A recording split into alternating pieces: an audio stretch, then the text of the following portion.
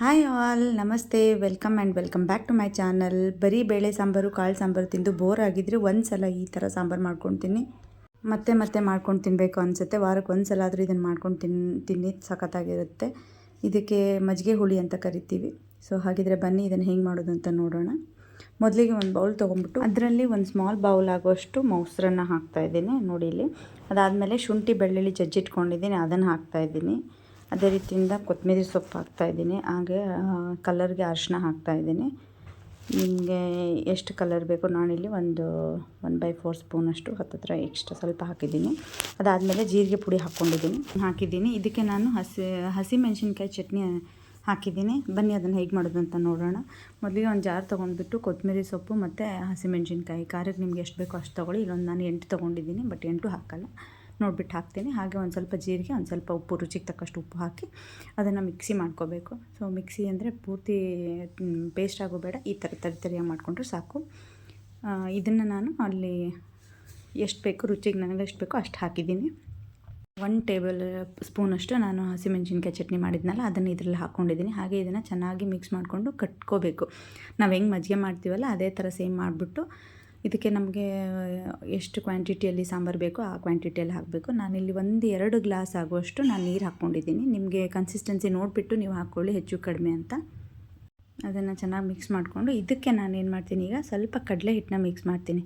ಅಂದರೆ ನಾನು 1 ಮತ್ತು 2 ಟೀ ಸ್ಪೂನಷ್ಟು ಕಡಲೆ ಹಿಟ್ಟನ್ನ ಹಾಕ್ತಾಯಿದ್ದೀನಿ. ನೋಡಿ ಇಲ್ಲಿ. ಇದನ್ನು ಹಾಕಿ ಚೆನ್ನಾಗಿ ಗಂಟಿರದೇ ಇರೋ ಥರ ಚೆನ್ನಾಗಿ ಮಿಕ್ಸ್ ಮಾಡ್ಕೋಬೇಕು.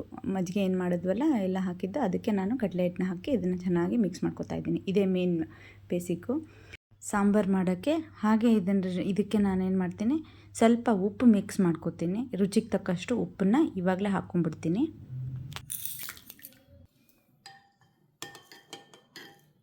ಇದನ್ನು ಚೆನ್ನಾಗಿ ಮಿಕ್ಸ್ ಮಾಡಿಬಿಟ್ಟು ಎತ್ತಿಟ್ಕೊಂಡ್ಬಿಡಬೇಕು. ಅದಾದಮೇಲೆ ನಾವು ಇದಕ್ಕೆ ಒಗ್ಗರಣೆ ಕೊಡೋಣ. ಫಸ್ಟು ನಾನು ಒಂದು ಪಾತ್ರೆಯಲ್ಲಿ 2-3 ಟೀ ಸ್ಪೂನ್ ಆಗುವಷ್ಟು ಎಣ್ಣೆನ ಹಾಕ್ಕೊಂಡು ಅದಕ್ಕೆ ನಾರ್ಮಲ್ ಒಗ್ಗರಣೆನ ಹಾಕೋತೀನಿ. ಫಸ್ಟು ಒಂದು 1/2 ಟೀ ಸ್ಪೂನಷ್ಟು ಸಾಸಿವೆ ಮತ್ತು 1/2 ಟೀ ಸ್ಪೂನಷ್ಟು ಜೀರಿಗೆ ಹಾಕೋತಾ ಇದ್ದೀನಿ. ಅದಾದಮೇಲೆ ಸ್ವಲ್ಪ ಹಿಂಗೆ ಹಾಕೋತೀನಿ. ಅದಾದಮೇಲೆ ನೆಕ್ಸ್ಟು ಕರಿ ಲೀವ್ಸು ಮತ್ತು ಬೆಳ್ಳುಳ್ಳಿನ ಜಜ್ಜಿಟ್ಕೊಂಡಿದ್ದೀನಿ, ಒಂದು 3-4 ಎಸಳು ಅದನ್ನು ಹಾಕ್ತಾಯಿದ್ದೀನಿ. ಮತ್ತು ಒಣಮೆಣಸಿನ್ಕಾಯಿ 2 ತೊಗೊಂಡಿದ್ದೀನಿ, ಅದನ್ನು ಹಾಕಿ ಸ್ವಲ್ಪ ಎಣ್ಣೆಯಲ್ಲಿ ಮಿಕ್ಸ್ ಮಾಡಿದರೆ ಸಾಕು.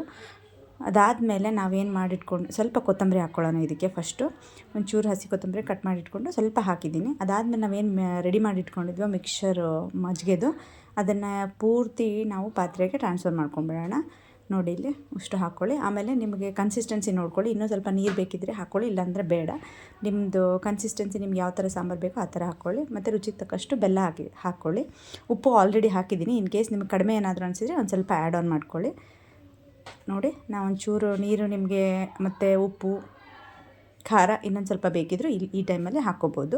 ನಿಮ್ಮ ಹತ್ರ ಇನ್ ಕೇಸ್ ಹಸಿಮೆಣ್ಸಿನ್ಕಾಯಿ ಇರಲಿಲ್ಲ ಅಂದರೆ ಬೇಡ, ಒಣ ಖಾರ ಹಾಕ್ಕೊಂಡು ಮಾಡ್ಕೋಬೋದು. ಬಟ್ ಹಸಿಮೆಣ್ಸಿನ್ಕಾಯಿ ಹಾಕ್ಕೊಂಡು ಮಾಡ್ಕೊಳ್ಳೋದ್ರಿಂದ ಟೇಸ್ಟ್ ಚೆನ್ನಾಗಿರುತ್ತೆ. ನೋಡಿ, 2 ಕುದಿ ಬರೋವರೆಗೂ ಚೆನ್ನಾಗಿ ಒಂದು ಪ್ಲೇಟ್ನ ಮುಚ್ಚಿಬಿಟ್ಟು